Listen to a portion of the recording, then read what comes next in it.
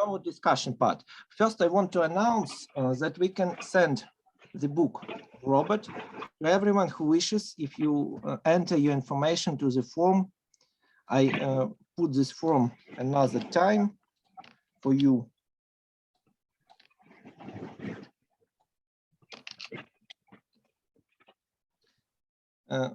So questions and answers. Robert, we traditionally have to answer the questions that were in the Google form of registration. Shall we start with them or with the questions? However you would like to do it. Okay, then we shall start from the audience, as traditionally. Audience who wrote their questions to the form. First question. Dear Robert, how you decided to write this book? What was your major motivation? Well, my major motivation was to inspire people to want to join the spaceflight revolution, to lend their talents to it. And one of the great things about the entrepreneurial space revolution is that it is open to people from all countries. Okay, the previous way the space programs were run, which were very much government-led, you had an overwhelming dominance of only a few countries that had major government space programs. The United States, the Soviet Union, basically, and then to a much lesser extent, France, China, a little bit, so forth. But when you have an entrepreneurial thing, people from any country can become part of this. And for instance, there is now a New Zealand launch company called Rocket Lab. And New Zealand doesn't even have a space program. And this company, by the way, unlike, SpaceX, Musk is very rich, although he was not as rich as he is now when he started SpaceX. You should know that. But okay, he is rich, and so is Bezos. But Rocket Lab was not started by a billionaire. Rocket Lab was started by a group of working engineers who managed to find investors. Okay, started by middle-class people. And once again, from a country that doesn't even have a space program. Now, you may know there is even a Ukrainian, or was, the Firefly, had some, was an attempt by a Ukrainian, Max Polyakov, to create a launch company. Now, actually, Firefly is still in business, but because he had to sell out his shares because of he wanted to be a joint Ukrainian-American. It's a complicated story, not a good one. But the point is that people from Ukraine could start their own space company and participate in this. I actually think that the opportunities are more in the spacecraft area than the space launch. Space launch requires a lot of capital to create a space launch company. A spacecraft company, I think, could be done much more readily, and certainly the spacecraft technology company, where the developers focuses on propulsion or instruments or power systems or other subsystems. But this is open to anyone in the world. And basically, I wanted to say to people, join the party. And you can do it, of course, by signing up, if you're an engineer, especially signing up with one of the existing ventures, or you could do it, let's say you're not an engineer, maybe you're someone with business skills, pull together a company, pull in some engineers, and launch a new venture. Or maybe you're someone with literary or artistic abilities. Well, then you can help spread the message. Because as Victor Hugo said, he said, nothing can stop an idea whose time has come. And that's true if the idea has messengers willing to spread it. You may know I had a certain role in helping to convince Elon Musk to make space his calling. Perhaps that ultimately is the most significant thing that I've done, more than my own work itself. But if you can convince someone to devote their talents to space, then sure, their accomplishments are their own. Musk's accomplishment are his own. I can take no credit for that. But, I did help recruit him, and there's other people out there who can write, who can make films, who can do other things that will convince other people to devote their talents to this. And that's what I wanted to accomplish with the book. I wanted to recruit more Musks. I wanted to recruit more artists who will recruit more Musks. Next question. Are existing technologies sufficient for the colonization of the moon and Mars? When will be on Mars, your prediction? After all, the dates are still shifting. Okay, well, nothing is fated. Anything can happen in human affairs. And sometimes they happen better than you would expect, and sometimes worse. But if we speak in a generic sense, I believe that our technology is sufficient to send humans to Mars. Not in the sense of the specific hardware systems existing off the shelf, but in the sense of the general level of technology, we are there and actually have been there for some time. Sure, everything can always be made better, okay?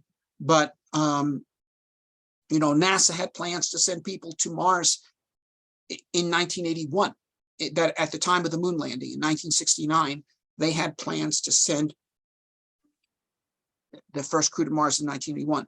Now that was aborted by the Nixon administration, who canceled all of NASA's plans to follow the Apollo mission with going further. It could have happened though. We could have done it, and we could do it now. Now, if you're asking how I see things happening now, all right, because you in fact did ask that, sure, I'll tell you. I think we're going to get to Mars around 2030. I think, Musk always predicts he's going to do things sooner than he really does them. But eventually he does them. Okay. Eventually he does them. Okay. And so Starship, yeah, is taking longer than he said it would, but it's going to happen. I'm very much convinced it's going to happen. I think Starships will be flying regularly to orbit by 2024. That's several years after he predicted, but even so. Lucha Pozna Zanikanda. It's going to happen. And look, we're going to have an election in this country in 2024. And if the reality that exists in the United States in the year 2024 is that there's these starships flying to orbit with 100-ton payloads, which is comparable to a Saturn V moon rocket, but with 1% the cost, then whoever's elected is going to turn to his or her advisors and say, look, here's this guy wants to go to Mars and he's got these ships. If we got together with him, could we make this happen? And the answer is going to be yes. He says, well, is it going to cost $1 trillion? No, it won't. Okay, because in fact, the transportation system exists. Now, there's other things that are needed. We're going to need surface power, nuclear reactors for the surface. We're going to need the equipment to make the propellant there. We're going to need Mars spacesuits and Mars vehicles and stuff. But we can do all that within NASA's existing budget. And so I think it'll be a public-private partnership, and it'll happen in roughly that time frame. Okay, that is by around 2032. That is before the end of the second term of whoever is elected in 2024. Thank you. The next question I read from the chat to Mix. The question wrote John van der Laar. I think he's from the Netherlands. Thank you for sharing your views. When you say there is enough for everyone, are the resources in your view inexhaustible? Yeah, they are. There's no such thing as natural resources. There's only natural raw materials. It is human creativity that transforms materials into resources. People talk about land as being a resource. Land wasn't a resource until people invented agriculture. Okay, And various lands that are being farmed now were not considered viable farmland in earlier times before the techniques required to farm them. Okay, this, by the way, includes Ukraine. Okay, Romans never bothered to conquer Ukraine. It was absolutely unfarmable using the kind of farming techniques they had. And you know, oil was not a resource until people invented oil drilling and refining and machines that could run on the product. Uranium was not a resource until we invented nuclear power. Deuterium is not a resource now. Okay, but I mean, you know, the amount of energy in the water in this can of tomato juice, okay, is equal to about 700 liters of gasoline. Yeah, thank okay, you. If you develop fusion power.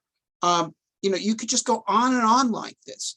You know, people started using metals, copper, tin, bronze, around the year 5000 BC, okay?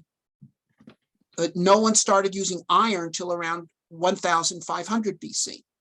So that's 3,500 years went by, and people are limited to copper and tin, which are less than 100 parts per million in the Earth's core. Okay, and so the only people that could own metals were aristocrats. Okay, and they could use them for aristocratic weapons and for artwork. But once they developed furnaces that could actually smelt iron, iron is not 100 parts per million in the Earth's crust, it's 100,000 parts per million. So that advance of technology made metal 1,000 times more common. And so common people could own tools like axes and knives made out of iron or steel, and with an incredible, well, makes possible steel-tip plows, for example, which all of a sudden make most of Europe farmable, which it wasn't before, and so forth. You just go on like this. If I had a chemistry set that contained 1 kilogram of each of the 92 chemical elements, I could make an infinite amount of compounds from 92 kilograms of matter, okay, or 92 grams of matter for that matter. So resources are infinite, and and human beings create resources. And this is why the Malthus theory is false.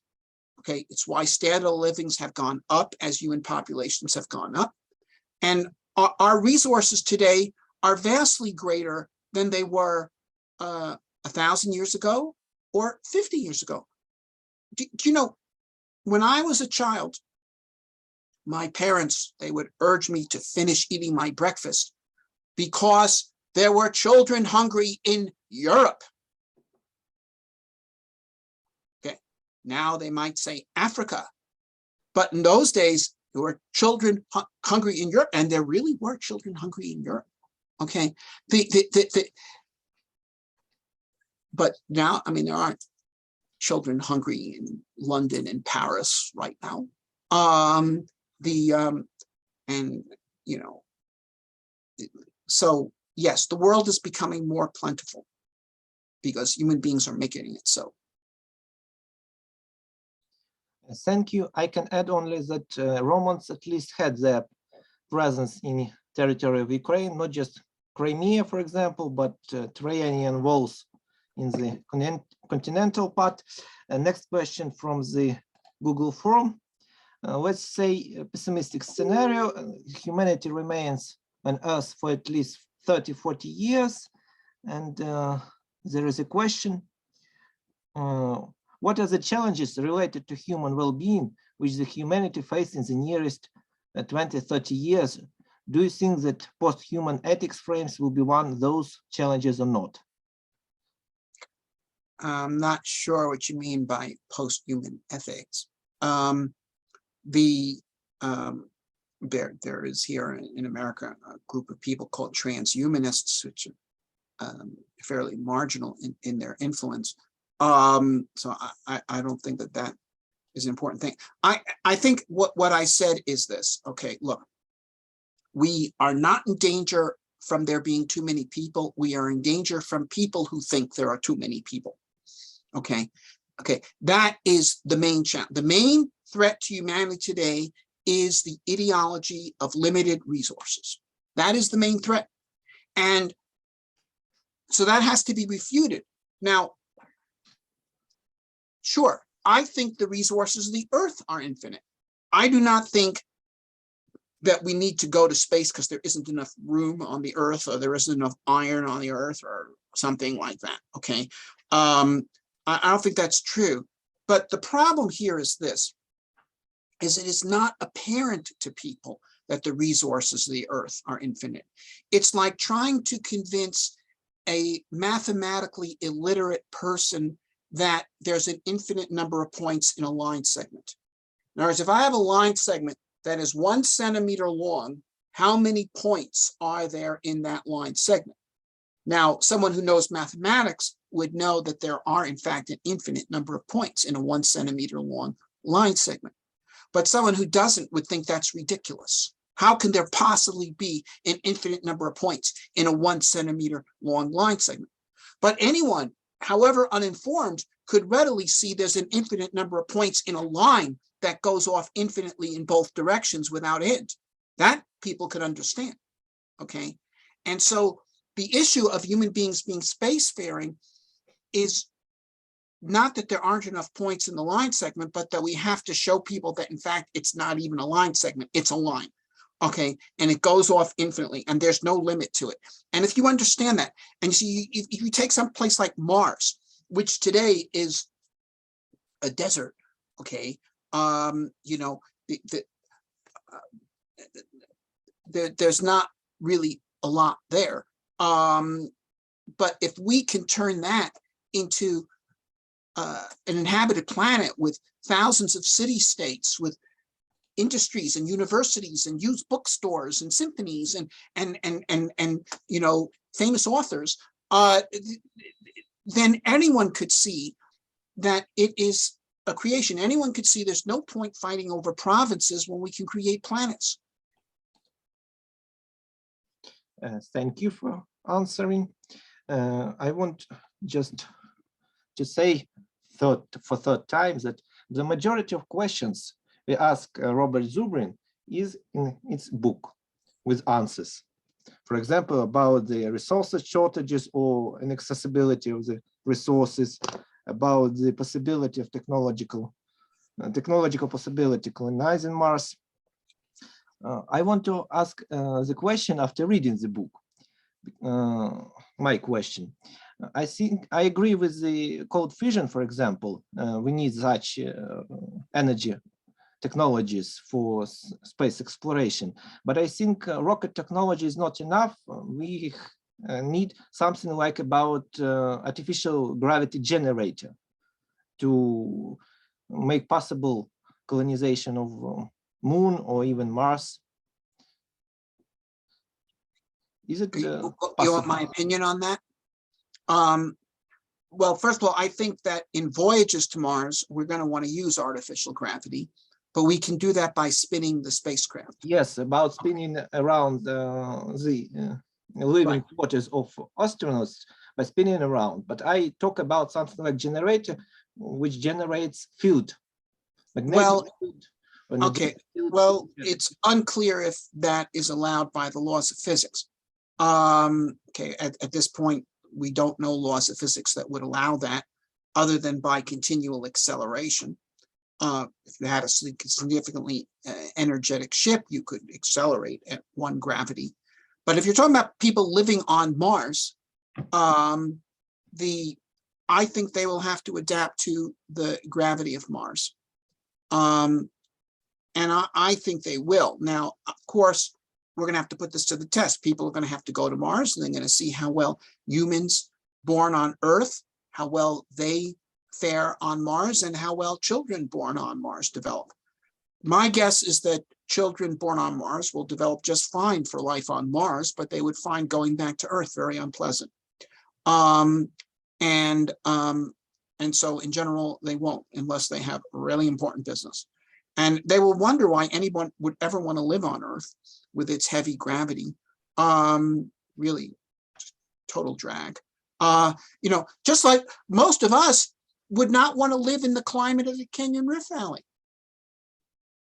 Most of us find the conditions that are in Africa unpleasant, because we're used to living where we live now.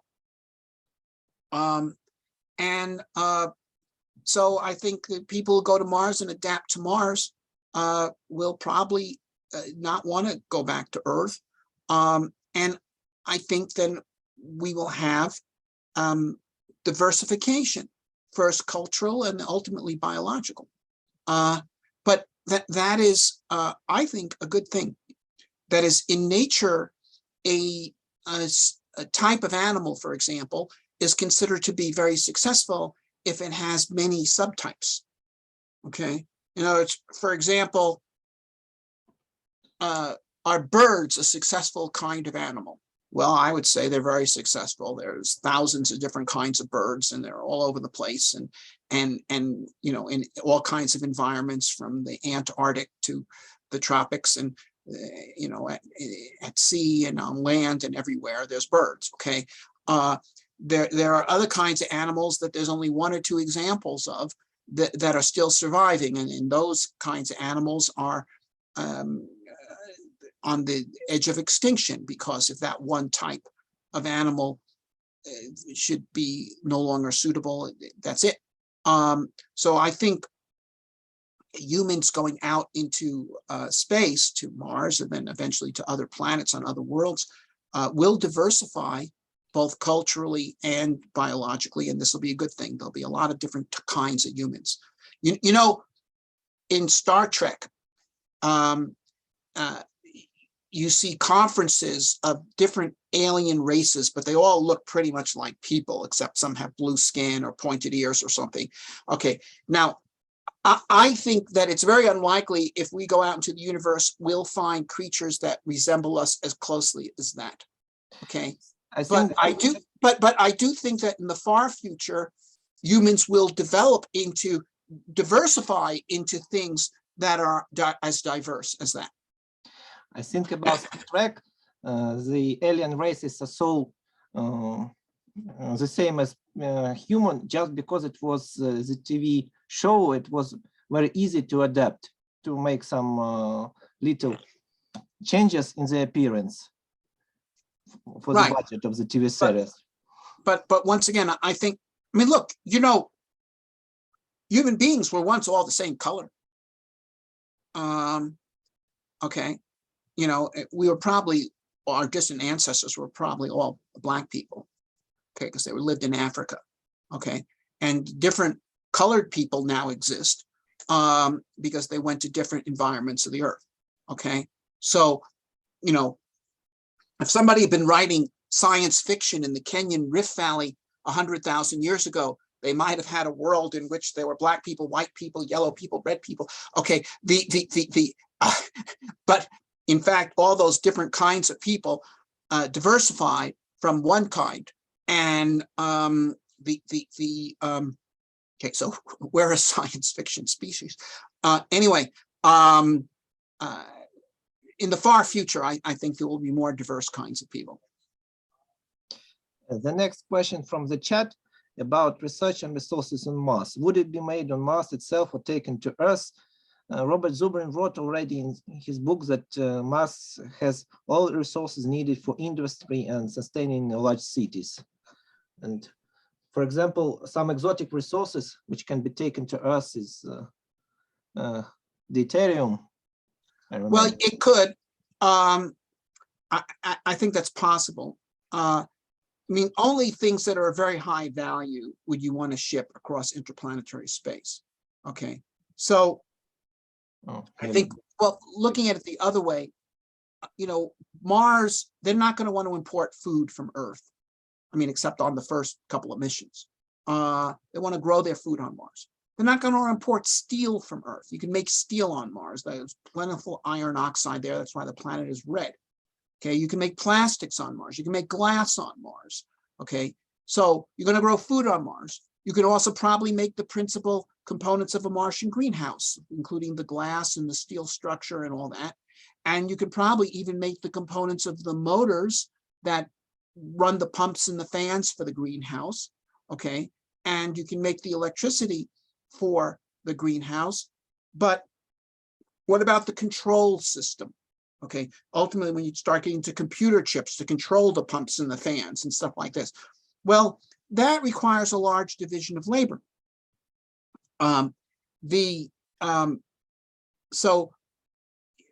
But those things, they don't weigh very much, and they're worth importing from Earth.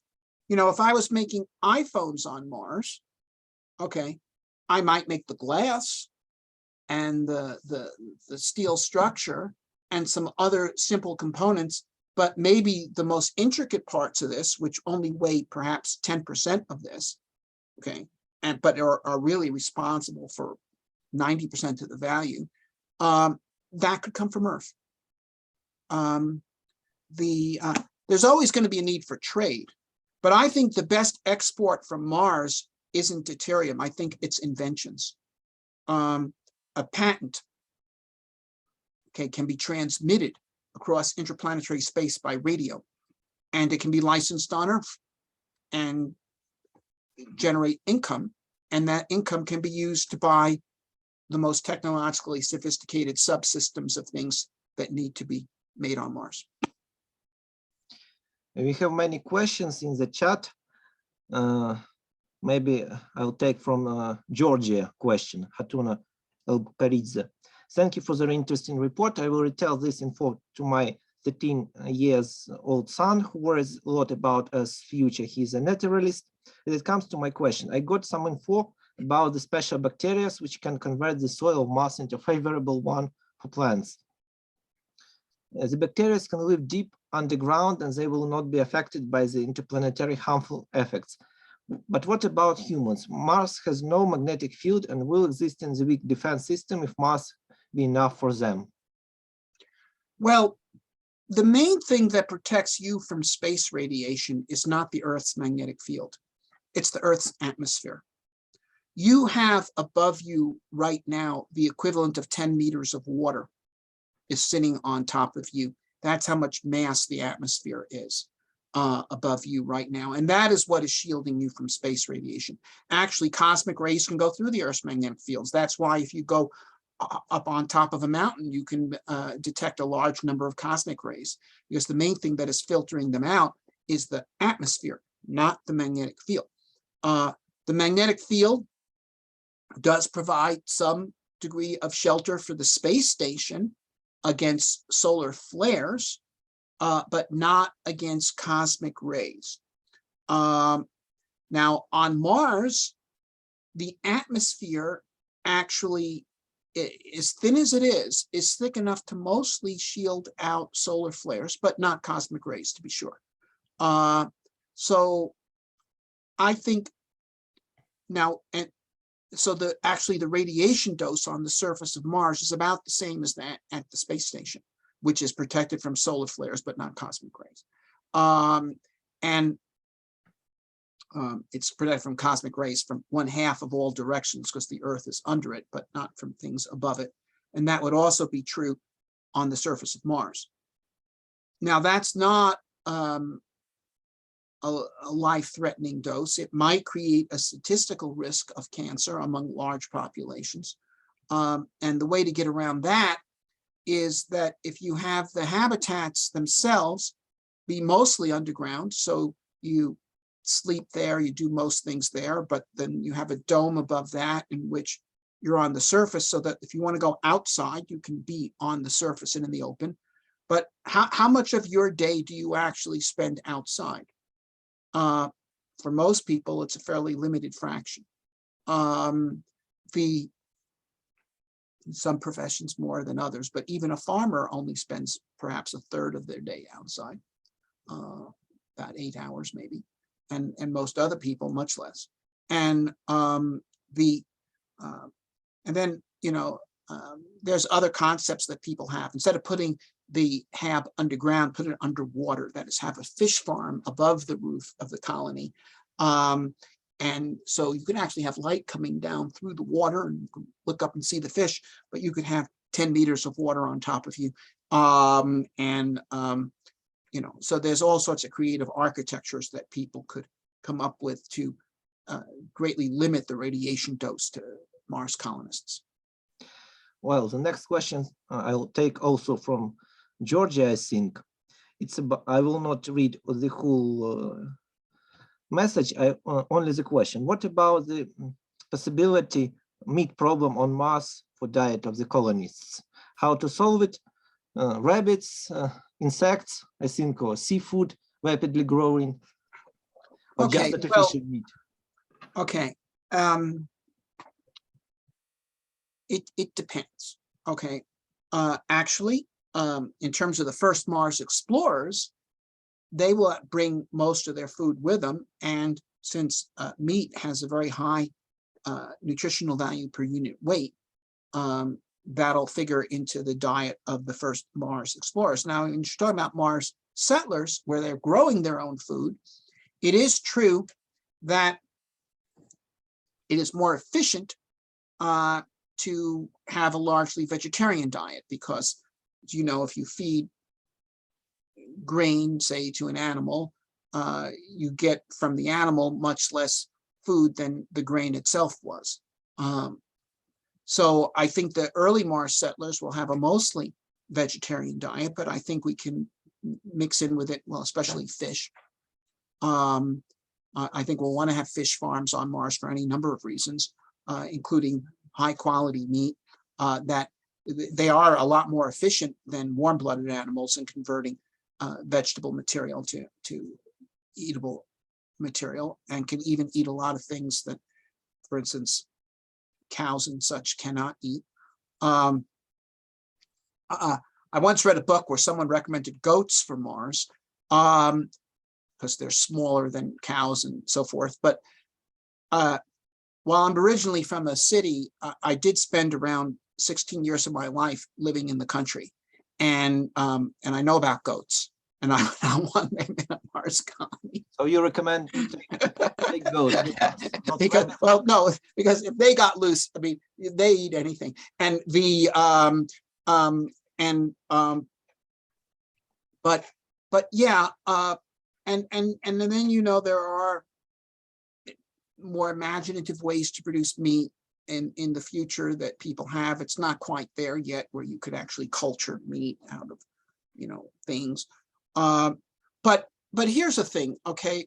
I take a somewhat conservative view on these matters. And this also has to do with things like the aesthetics of a Martian city. You know, people come up with these things like 300-story tall cylindrical buildings and everybody lives in there. Who would want to live in a city like that? Okay. You know, the most charming cities in the world, and actually I think are European cities, in which you have narrow winding streets and cafes and bookstores, and the people are living upstairs right on the street, and the kids are playing kickball in the street, and it's lively. And to me, and there's a reason why those cities are that way. They grew organically. They were also somewhat dense in that they had to be built inside of walls.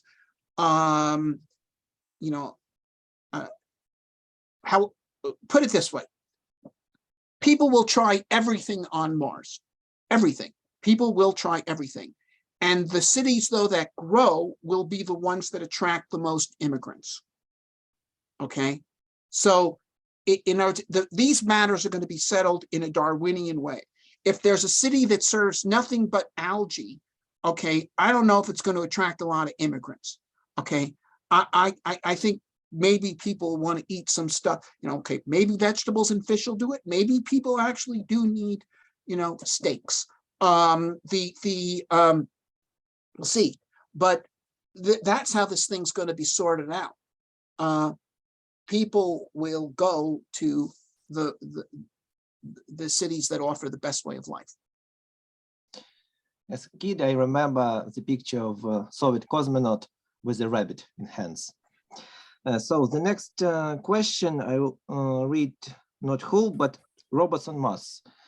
Personally, I think that it's more possible to send a self-replicating colony artificial intelligence plus robots to create the whole industry before arriving of colonists, not just for risking their lives.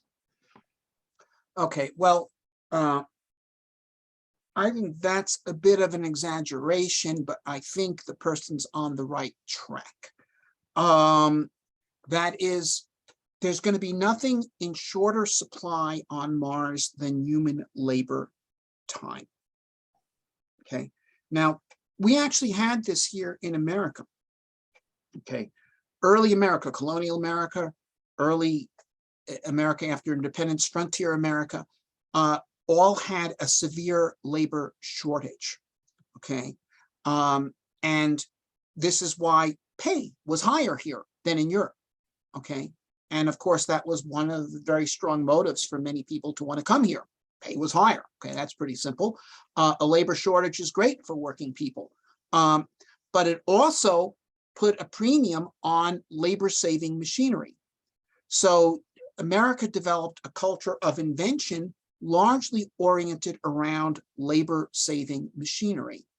Various kinds of farm machinery were invented in order to reduce the total amount of labor needed to bring in the harvest.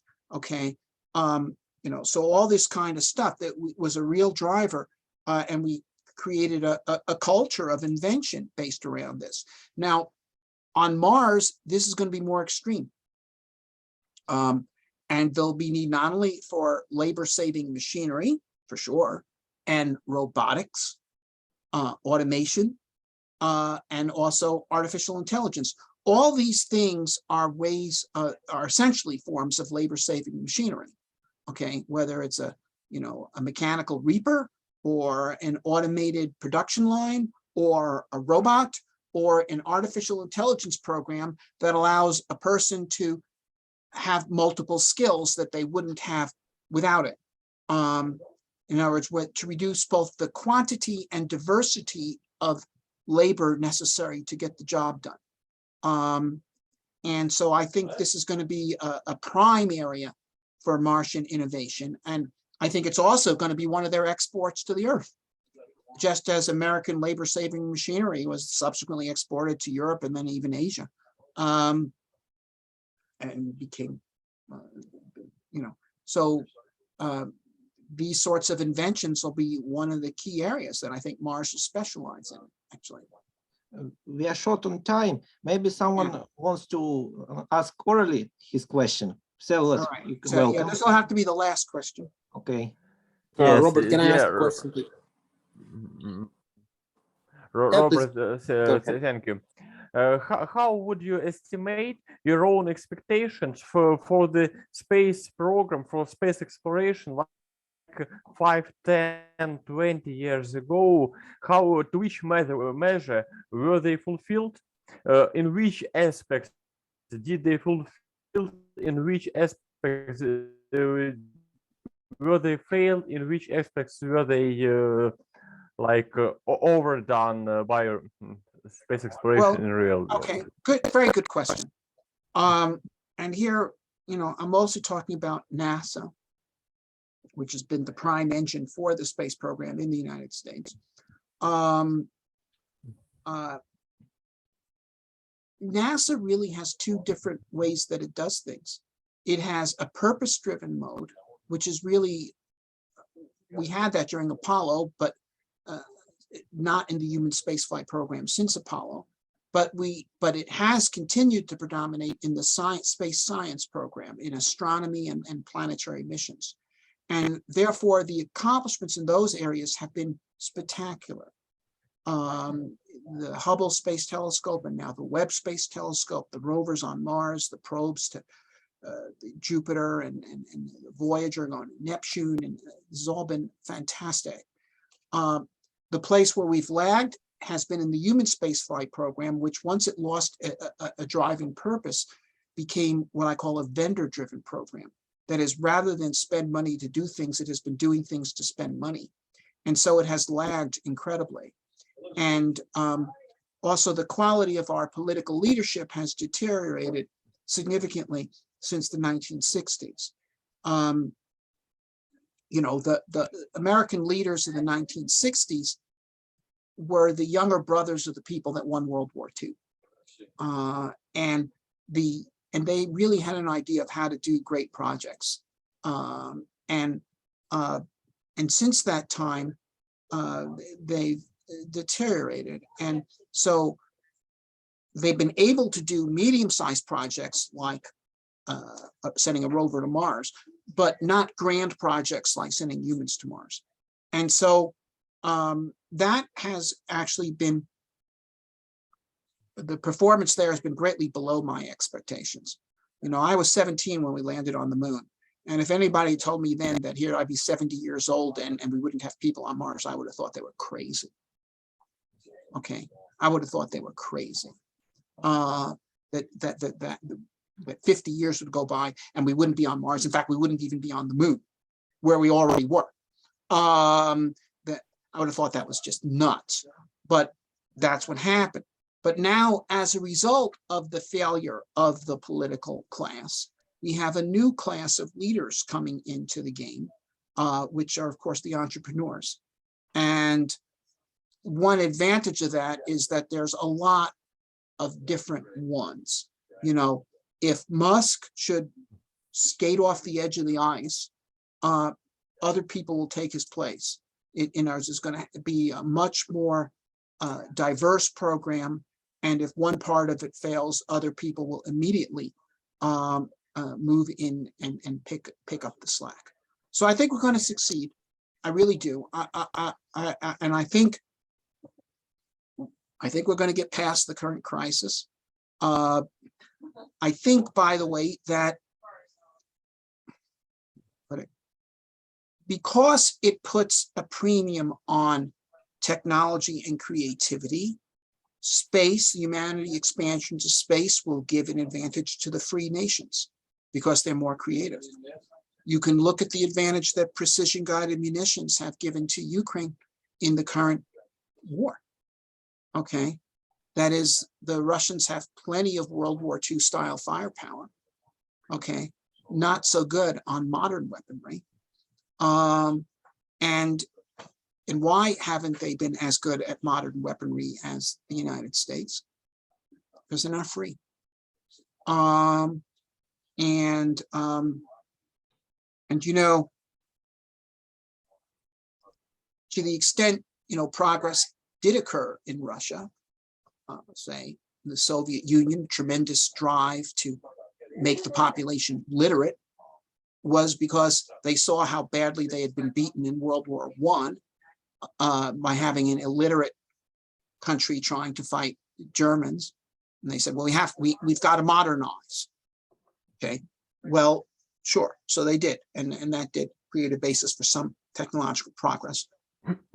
But here it is. The space age is going to be greatly to the advantage of the free nations. Okay, why is there no SpaceX in Russia? Because if anybody created a SpaceX in Russia, Putin would steal it. You know, but I think there could be a SpaceX in Ukraine. You may have to start with somewhat smaller ambitions. I think a SpaceX for spacecraft might be a place that you could find a niche. But, you know, there you go. I'm going to have to go now. But once again, I really want to express, you know, frankly, my gratitude to Ukraine for the fight you guys are putting up for the free world right now. Yeah, Robert, we are very thankful that you delivered your speech and you answered our questions. There are many questions, more questions than time we have. I want to thank you. I want to remind the audience that we have to think about universe, not about this planet, but at least about this galaxy. And many human problems can be solved just expanding to other planets of this solar system. Please subscribe to our resources, YouTube, Telegram, Facebook. You can support us on Patreon with donations. We're very thankful, Robert. Your last word, and I officially end this meeting. Okay, all right. Thank you. Yes. Goodbye. Robert, thank you. Just a